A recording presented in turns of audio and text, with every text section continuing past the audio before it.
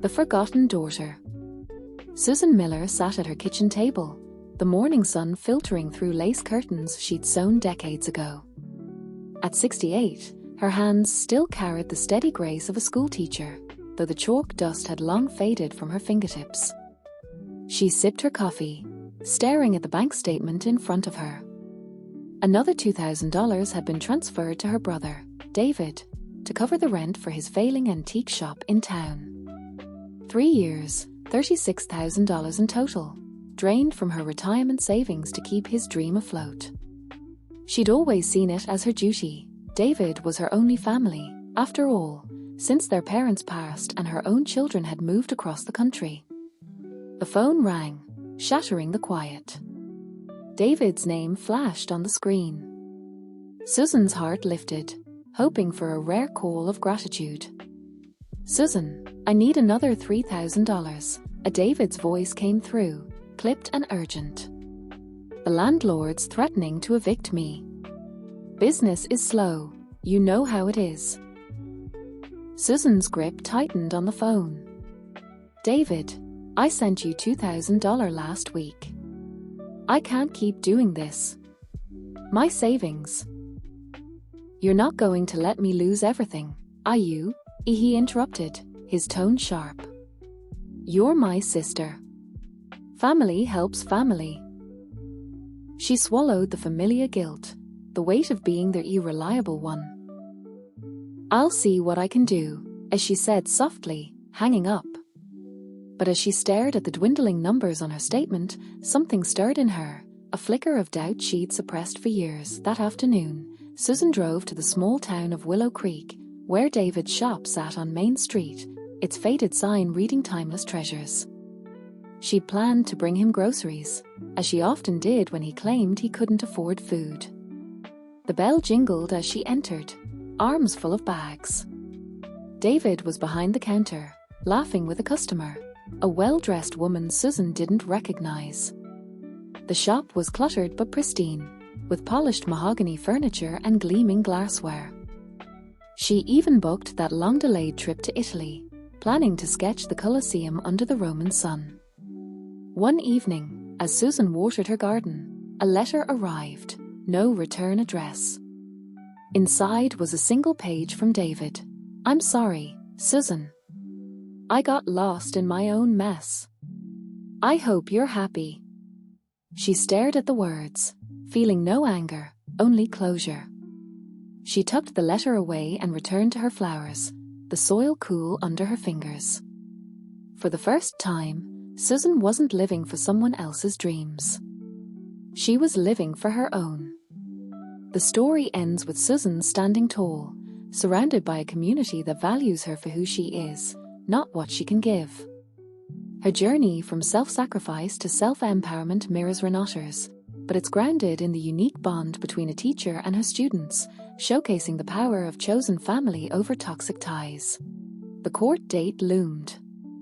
David's lawyer presented a slick case, portraying Susan as erratic and isolated. He called witnesses, a neighbor who'd seen her argue with David, a shop clerk who claimed she'd seemed confused during a purchase. David took the stand, his voice dripping with false concern. "My sister's always been generous, but lately, she's not herself. I just want to protect her." Sarah's cross-examination was ruthless. "Mr. Miller, can you explain the $5,000 you spent on a Caribbean vacation while claiming you couldn't pay rent?" David stammered, his lies unraveling. Sarah presented bank records, Jake's investigative findings, and letters from Susan's students attesting to her mental clarity and kindness. Susan took the stand last, her voice steady. "I gave my brother everything because I thought it was what family did. But I was wrong. Family doesn't lie, manipulate, or exclude you from their lives while taking your money. I'm not confused. I'm finally free." The judge, a stern woman with kind eyes, deliberated for an hour. When she returned, her ruling was clear, and Mrs. Miller is fully competent. The evidence suggests the plaintiff's motives are financial, not familial. The petition for conservatorship is denied. She went further, issuing a restraining order against David for harassing Susan. The courtroom victory was bittersweet. Susan had won her freedom, but she'd lost her brother, not the man he was now, but the boy she'd once loved. That night, her students threw a celebration at the community centre. Laughter filled the air as they toasted to a Miss Miller's comeback. Emily raised a glass, ear to the teacher who never stopped teaching us how to fight for what's right. Susan's mentorship program grew, becoming a beacon for Willow Creek's youth. She poured her energy into the teens, helping them find their voices through writing and art. Her savings, once drained by David, now funded scholarships for her students. If he's been misusing your money, there'll be a paper trail. Mark chimed in. I've seen your account history, Miss Miller. Every transfer to David is documented. We can prove you were supporting him, not the other way around. Susan's eyes filled with tears. Why are you all doing this for me? Emily smiled. Because you believed in us when we were kids. You stayed late to help us with essays, came to our games, made us feel like we mattered. Now it's our turn. Over the next few weeks, Susan's former students became her army. Jake uncovered bank records showing David had used Susan's money for luxury purchases, a vacation to the Bahamas, designer clothes, and the SUV. Sarah filed a counterclaim, accusing David of financial exploitation. Mark provided detailed bank statements, showing Susan's meticulous financial management despite her generosity. But David didn't back down. He spread rumors around Willow Creek, painting Susan as a senile old woman manipulated by a greedy former students. At the grocery store, Susan overheard whispers, a poor David, dealing with his crazy sister. The betrayal cut deeper than she expected, but her students kept her grounded. One evening, Emily invited Susan to a community event at the library, a mentorship program for at-risk teens. You'd be perfect for this, Miss Miller, Emily said. These kids need someone like you. Susan hesitated. Teaching had been her passion, but she'd retired years ago, consumed by David's demands. Still, she agreed to try. The first session was chaotic. Teens slouched in chairs, skeptical of the old lady in front of them. But Susan's warmth and stories of her classroom days won them over.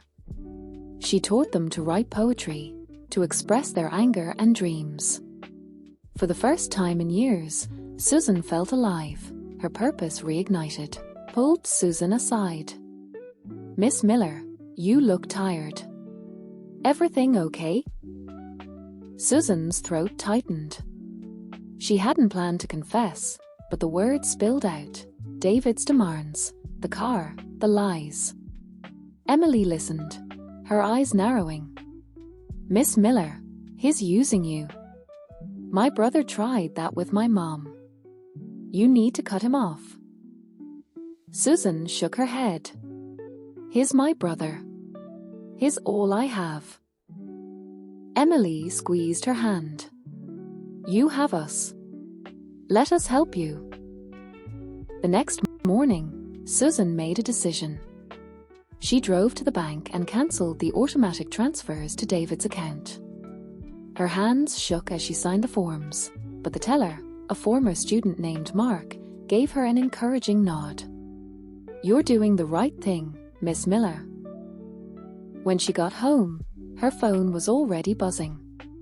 David. She let it go to voicemail. Susan, what the hell? The bank says you stopped the transfers. I need that money. Call me back. His voice was laced with panic, not remorse. Over the next week, David's calls escalated to threats.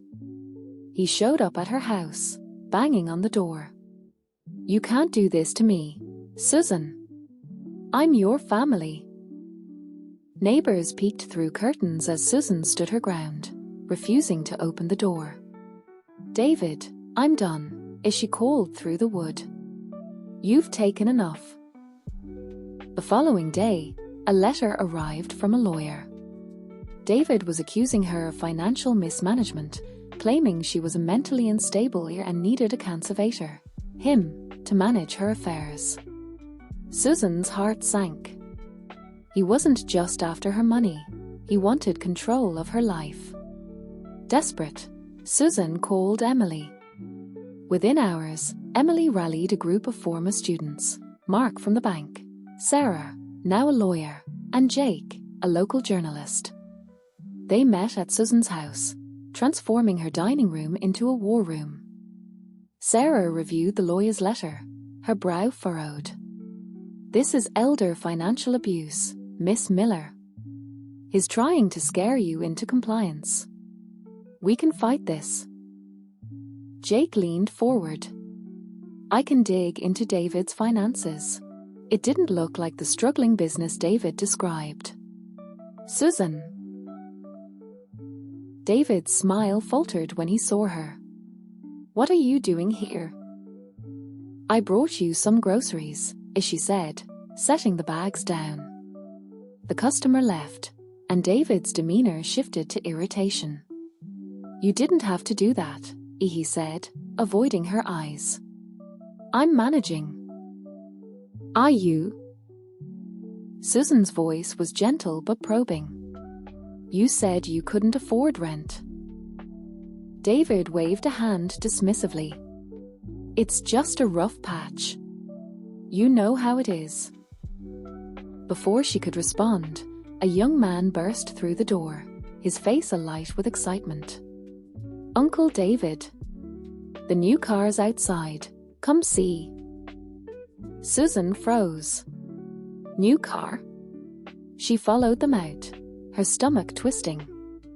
There, parked in the lot, was a sleek black SUV, its chrome rims glinting in the sunlight.